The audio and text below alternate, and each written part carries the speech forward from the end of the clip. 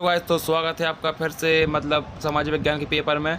तो इस बार जो है हम सही पेपर ले आ चुके हैं। तो सबसे पहला हमारा सही विकल्प है, तो आप लोग इसका स्क्रीनशॉट ले लीजिए क्योंकि उतना टाइम नहीं है आपको पढ़ के बताने का, क्योंकि हम लोग बहुत ही लेट हो चुके हैं।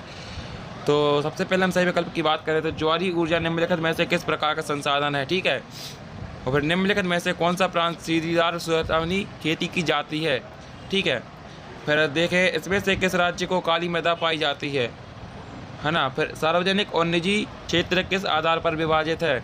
अब 5वां नंबर देखें तो भारतीय से प्रकृति आवास आरक्षित क्षेत्र है। और 6वां देखें तो भारत में शक्तियों को बंटवारा किया था, ठीक। अब इसके बाद हमारे आते हैं रिक्त स्थान। तो रिक्त स्थान भी हमारे 6 हैं। तो आप लोग पहले इस 3 का स्क्रीनशॉट ले लो, फिर इस 3 का स्क्रीनशॉट ले लो। अगर आप हमारे चैनल पर नए, चैनल को सब्सक्राइब कर लेना ताकि आपको आगे के और भी क्वेश्चन मेरे ख्याल से और भी आपको पेपर मिल सके, जैसे अर्धवार्षिक और वार्षिक के क्वेश्चन आंसर मिल सकें।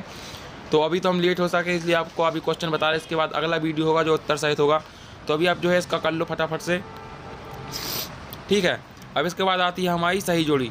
तो सही जोड़ी में आपके 2 ऑप्शन दिए हैं, सूची ए और सूची बी। तो आप लोगों को इनको मिलाना है। तो आप लोगों इनको एक काम करना, बेहतरीन आराम से मिला लेना क्योंकि ये इतना ज़्यादा कुछ खास नहीं है। तो अभी हम चलते हैं अपने क्वेश्चन आंसर की तरफ। तो हमारा क्वेश्चन नंबर प्रश्न क्रमांक 6 आता है, कल्पनार्थ यूटोरिया में क्या तात्पर्य है। और इसका अथवा देखें हम तो सूढ़ीदार किन प्राकृतिक संस्थाओं को बनाए रखने में सक्षम में थे। अब प्रश्न क्रमांक 7 देखें हम, बाल्कन क्षेत्र में अंतर्गत आने वाले 2 प्रमुख राज्यों के नाम लिखो, ठीक है। अब इसका अथवा देखें, उदारवाद का अर्थ बताइए। अब बहिष्कार का अर्थ स्पष्ट कीजिए, ठीक है। अब भारतीयों ने साइमन कमीशन का विरोध क्यों किया, 2 कारण बताइए, ठीक है। अब प्रश्न क्रमांक 9 देखें हम तो दबाव समूह क्या है, अथवा देखें निरंकुश को परिभाषित कीजिए। अब प्रश्न क्रमांक 10 देखें, सतत पोषणीय विकास क्या है, अथवा भू संरक्षण के उपाय बताइए। प्रश्न क्रमांक 11, प्रति व्यक्ति आय किसे कहते हैं और राष्ट्र की आय। मेरे भाई सुनो, प्रति व्यक्ति आय यानी एक आदमी की आय, मतलब एक व्यक्ति की आय। और अगर राष्ट्रीय आय की बात करें तो पूरे भारत की आय, राष्ट्रीय आय कितनी होती, ठीक है। अब इसके बाद हम क्वेश्चन नंबर 12 देखें, प्रचंडन या फिर गुप्त बेरोजगारी से आप क्या समझते हैं। तो इसका अथवा है वृत्तिकीय क्षेत्र। वृत्तिकीय क्षेत्र किसे कहते हैं, यानी वृत्तिकीय क्षेत्र और तृतीयकीय क्षेत्र में बहुत सा अंतर होता है। आप लोगों को बहुत सरल से बन जाएगा। और अब हम क्वेश्चन नंबर 13 देखें, जैव विविधता क्या है, इसे मानव जीवन के लिए महत्वपूर्ण क्यों है। तो मेरे भाई सुनो, आप लोग इसका अगर कर लेते हो रिवीजन तो आप लोगों को अच्छे बेहतरीन नंबर से पास हो जाओगे। लेकिन आपको क्या करना है कि आपके स्कूल से, मुझे नहीं पता ये है या नहीं, क्योंकि ये बहुत से राज्यों में फंस रहा है और बहुत से राज्यों में नहीं। तो मेरे भाई आप मेरे अलावा किसी और का भी वीडियो देखते जाना ताकि आप लोग बुरे न फंसो।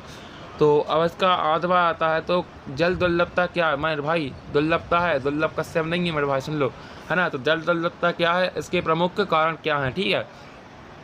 अब क्वेश्चन नंबर हम 14 देखें, असहयोग आंदोलन का अर्थव्यवस्था पर क्या असर पड़ा।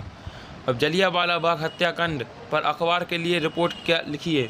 मतलब जो जलियांवाला बाग यानी हत्याकांड हुई थी तो उसके बारे में आपको रिपोर्ट लिखनी है। तो बहुत ही सीधा सा सिंपल सा उत्तर हो जाएगा इसका। अब क्वेश्चन नंबर अगर हम 15 देखें, सामाजिक विभाजन किस तरह से राजनीतिक को प्रभावित करते हैं, उदाहरण दीजिए। भारत की संघीय व्यवस्था में बेल्जियम के मिलती जुलती एक विशेषता और उससे अलग एक विशेषता बताइए। अब प्रश्न क्रमांक 16 देखें, गांधी जी ने असहयोग आंदोलन को वापस लेने का फैसला क्यों लिया, मतलब उन्होंने अपने आंदोलन को वापस क्यों लिया। तो उसको आपको लिखना है, तो ये छोड़ दो, आपके सच लिख लो ये वाला। तो भारत के लोग रॉलेट एक्ट के विरोध में क्यों थे, ठीक। 17 नंबर क्वेश्चन, बोलिए में जल आंदोलन क्या हुआ था, 3 कारण बताइए। अब हम जमा दें, अब जमा दें प्रश्न। अब 7वां देखें, जन आंदोलन सरकारी नीतियों को किस प्रकार प्रभावित करते हुए कोई 3 बिंदु लिखिए। प्रश्न क्रमांक 18, बागर भूमि और खादर, मतलब बाबर और खादर में अंतर लिखना। तो ये तो आपको बहुत याद होगा क्योंकि 7वीं से पढ़ते आ रहे हैं, बाबर और खादर में अंतर।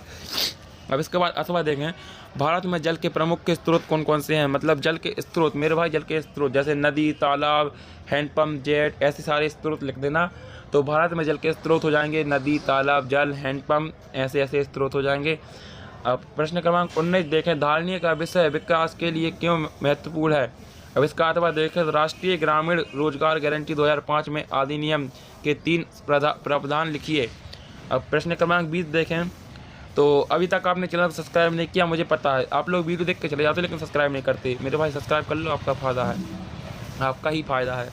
तो अब प्रश्न क्रमांक 20 देखें, अपने शासन वाले क्षेत्रों में शासन व्यवस्था को ज़्यादा कुशल बनाने के लिए नेपोलियन ने क्या बदलाव किए। इसका अथवा देखें, बाल्कन प्रदेशों में राष्ट्रीयवाद तनाव क्यों पनपा, मतलब क्यों पनपा राष्ट्रीय तनाव। ठीक है, समझाइए, इसको बहुत अच्छी भाषा में समझाना है, ज़्यादा नहीं, मात्र 100 से 150 शब्द में आप लोग समझा सकते हो बहुत अच्छी भाषा से। अब क्वेश्चन नंबर 21 प्रश्न क्रमांक, और अगर हम देखें तो ये 4 नंबर के क्वेश्चन है, 1, 2, 3। ठीक है, 21, 22 और 23। तो 22 आप लोग 22, 23 ना करके, क्योंकि वो बहुत बड़ा है, इससे अच्छा पर आप ये लिख देना क्वेश्चन क्रमांक 22 और प्रश्न क्रमांक 21। तो नमक यात्रा की चर्चा करते हुए स्पष्ट की उपनिवेश के खिलाफ प्रतिरोध का एक अरसद प्रतीक था। अथवा देखें, कल्पना कीजिए कि आप सिविल नामक आंदोलन में हिस्सा लेने वाले महिला, बताइए कि इस अनुभव का अपने जीवन में क्या अर्थ होता है।